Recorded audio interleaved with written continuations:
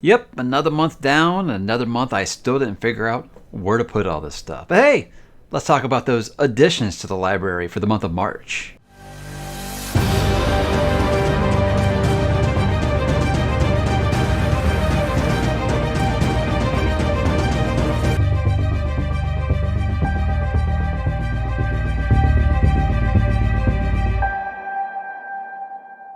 Hey, what's up, bookworms and book collectors? Mike back to do another book haul, this time for March of 2022. So yeah, the hits keep coming, guys. I can't stop getting new books, even though I need to finally just commission someone to just basically make the shelves go all the way to the ceiling, and maybe have the ceiling have something where I can retract down, and I don't know. I think about these things, but I never actually get around to doing them. But let's go ahead and talk about some of those editions. We're going to begin like usual, guys, with digital books, because what do I always say? Those do count. Now, I only got one this month. I was kind of struggling on what to spend these credits on this month, and I just kind of heard about this author kind of through a friend of a friend of a friend kind of thing, and I heard about this author called Christopher Husberg, who apparently was a student of Brandon Sanderson. So I picked up these books called Chaos Queen. Now, there are 5 of them, which I learned after the fact. But apparently, I thought it was just a quartet, but apparently it's something called a quintet. And so there are 4 on my Kindle now. But I don't have any plans to read this immediately,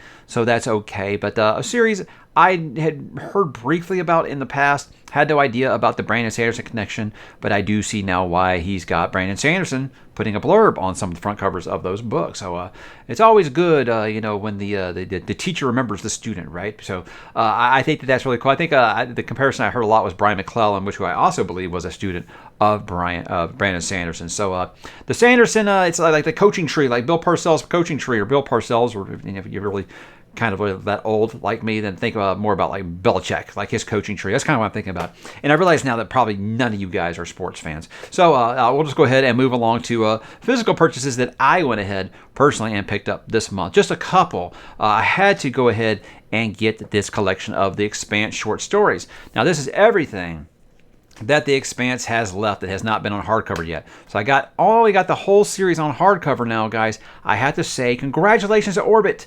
You did it. You have 10 books and all the spines match. They're all the same size. It's great. Orbit, I'm so proud of you. You've come so far, because I look back to what you did with Dagger and the Coin, to Daniel Abraham. At least you corrected the ship with him as James S.A. Corey, and we got a complete matching series. It looks great on the shelf. As for when I'm going to continue this series, guys, this fall, I do plan to get back into reading The Expanse now that the TV series is over, because I didn't want the books to spoil the TV series for me, because I was enjoying it way too much. But this is a great idea, taking all those. I mean, there's numerous short stories. There's almost one in between every single book and before, and they're all collected now in one handsome edition. So having the entire saga all together on 10 hardcovers, great job by them, and it was a pleasure to go ahead and pick that up and finish that collection. I can't wait to get back into it. And if you've been watching the channel recently, you know I've actually kind of come around on reading The Legend of Drizzt. This is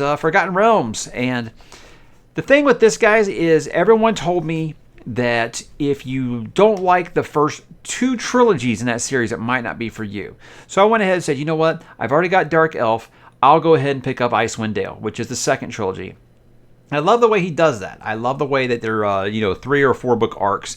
That way, if you want to walk away, it's kind of like what Robin Hobb did with all the Eldlings. So if you want to be able to walk away, you can. So I think that's a good place for me to start, is just those first 6 or those first 2 trilogies, and see kind of how things are going for me. But I'm excited to do it. I really am. I do kind of plan on starting those probably in the back half of this month sometime with Dark Elf. Yes, I am reading it in that order. I know some people have said, no, you need to read Icewind Dale first, because Dark Elf he wrote later. But look, he put numbers on these books when they've been re-releasing them now, and these are 4, 5, 6. And this isn't Star Wars, so I'm starting with 1, 2, 3, you guys. So that's just kind of the order that I'm going to do it in, and see how I feel about the series as a whole. But I'm very excited to dip into it. So let's go ahead and talk about, guys, what some things that publishers and you wonderful viewers have sent me this month. First up, let's talk about some things that some publishers have sent me this month. Now, I am going to be talking with Blake Crouch on the channel leading up to the release of Upgrade. That's very, very exciting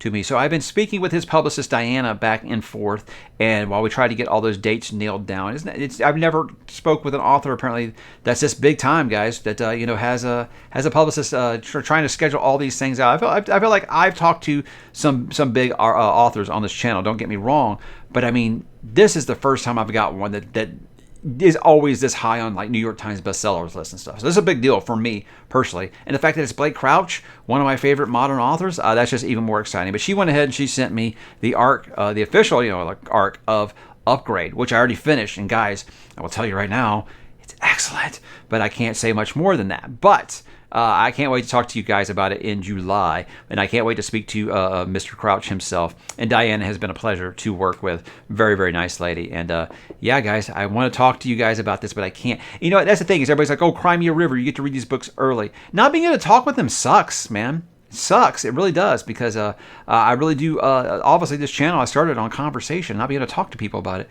It does suck, but you know what? When you get to read a book early like that, it does feel kind of special. And I got a couple from Baen Books. I don't know anything about them. Win Spencer, this is called Harbinger, but a very, very handsome cover. I mean, look at that. Wow, awesome, right? You never sneeze at a hardcover. And then this one is called Into the Real by Lydia Scherer and Johnny Ringo. Like, by Johnny Ringo, you look like someone just walked over your grave. Sorry, guys, I can't turn it off. And I'm sorry to Mr. Ringo. It's just I'm always going to fall back on a Tombstone quote if I got a chance. So, again, another one, another hardcover. Baen always sends me such awesome stuff, and I'm like, someday I'll get caught up. And this one, guys, I've actually heard of this one. This is Larry Correia. This is Destroyer of Worlds, which is book 3 of that series that some of my moderators on my Discord won't stop talking about. God, what is this series called? I can't remember, like Son of the Black Sword or something like that. This is the 3rd book in that. I don't have books 1 and 2, but they just will not stop talking about this series. I wanted to get into Larry Correia for a while, and I always thought I'd start with Monster Hunter. I got a few of them down there, but it sounds like this one is just going to be too good for me to pass up. So I'm all looking forward to seeing if I can get books 1 or 2 of that, and then kind of kick that series off sometime, because that might be another one of those, hey, I just got a month where I just want to read like a trilogy or something, and maybe I can just do that. So thank you, as always, to Baen for sending me stuff. I always do appreciate it. And here we go, guys. We're going to talk about some indie authors. And I just, if I sound like a broken record, I'm sorry. Not everyone to this channel has been here so long. I want to talk to the new viewers as well. I always encourage, if independent authors want to send me stuff, I might not have time to read your stuff right now, but I got no problem giving you guys a shout out. Why? Because, guys, I encourage you to chase your dreams. Every author that we love at one point was a self-published or independent author or just getting started. So I have no problem giving these guys some credit. Dead Reckoning. This one is by an author called Jacob Moon. And man, these are some big old books. I was stunned by how big some of these books are. And the guy that kind of looks like Teal'c from Stargate, and he don't look like he can't fight. So nothing great things to say about Mr. Jacob Moon. Please don't punch me. But yeah, very cool looking cover. Don't know about anything about the series, guys. I'm going to drop links to all these below if you want to check out, and I encourage you to do so. Next up, we've got, is it Gibeus by Ryan Johnson. Again, monstrous. You guys. These are your first book, and you guys are going crazy. I admire that. But again, I'll drop these down below for you guys to check them out. And lastly, and I think these covers are just so cool. It almost looks like a R.L. Stein or something like that, or Dean Koontz. It's kind of funny because her name is Penny Moons, and when I first saw it on the front, I thought it said Dean Koontz. So I don't know if that was accidental or not. But these are called the Creepslandia books. And she sent me The Virus, Wally's Christmas Revenge, and Dummy. But yeah, they all look like those old Goosebumps or R.L. Stein, like I was talking about, like the Fear Street that just came out on Netflix. So I'll give you credit for sure for these covers. Those are just so cool. That actually kind of looks like the cover to the movie House. You guys remember that movie called House, where the finger was a key?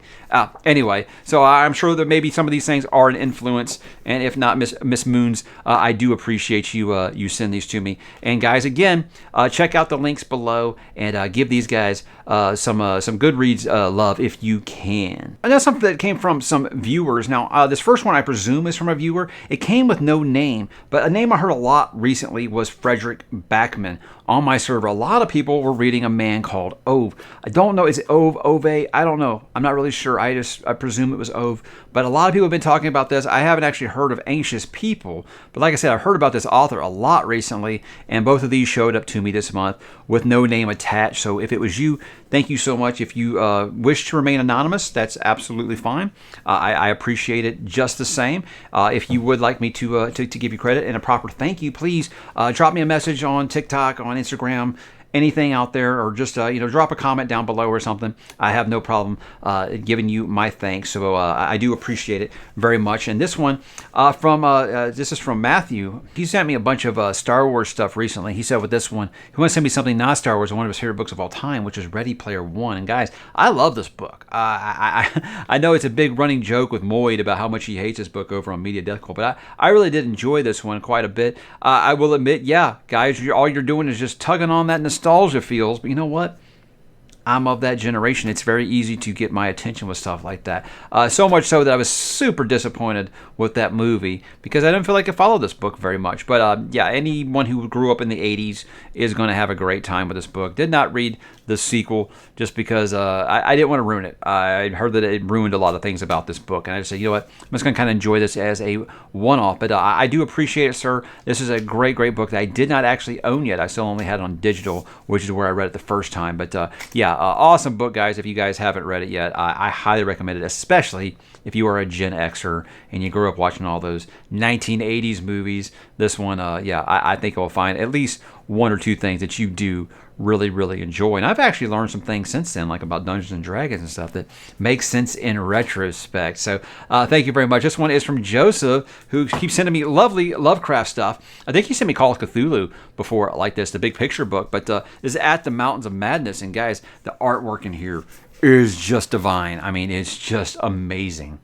It's amazing. So if you have yet to read At the Mountains of Madness, which was one that I did on one of my what was it, the Fright Fest. It was the first year it was Fright Fest, I think, right? But yeah, guys, just the art in here is just so cool. But yeah, if you got the chance to read it for the first time, I would highly recommend that you read it from this. And Joseph, you continue to be kind to a fault, my good friend. I do appreciate it. So thank you as always, and I hope you are well, my friend. And one thing I'm learning about some viewers, especially the ones who really like Lovecraft, they love them some monster books, right? You talk about some monsters, guys, you can't go far without talking about some kaiju. So Wesley sent me some really cool kaiju stuff here.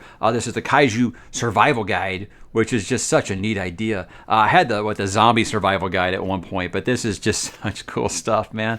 Yeah, I flipped through this and was having a good old time with it. My almost 10-year-old was very, very interested in this because he watched Pacific Rim for the first time, and he's all about some kaiju now, whatever. And this is is it like going, but it's supposed to be like Lycan. I think it's supposed to be about werewolves on the moon. So hey, that's cool, but awesome artwork. But I didn't get to really glance through this one yet. But he also sent me, of course, you're talking about kaiju, you got to talk about the great Godzilla. And this is Godzilla vs. King Kong, the movie. And yes, my 10-year-old already claimed this as his first Blu-ray. So thank you, Wesley. He's all about some Godzilla. That's his dude. He actually has a shirt that says Team Godzilla on it because he was right about who was going to win that fight. Spoiler if you guys haven't seen it yet.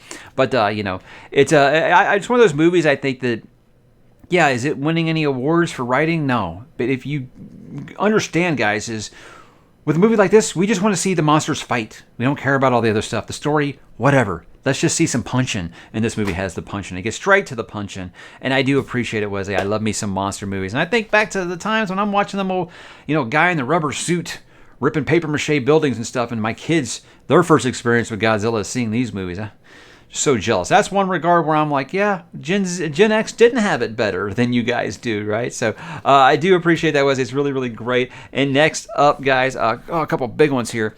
First is from Steph, one of my patrons. She sent me so much great stuff over time now. She sent me that City of Brass series by Miss Chakraborty. I never say her name right. I do apologize for that. She sent me the entire Codex Alera, and that's why I'm letting her lead this Codex Alera read-along that we're going to be doing on the Discord sometime. But she also sent me the final book in the Books of Babel by Josiah Bancroft, and she also sent me this really awesome Spock mug. It's got Spock ears. Really cool, right?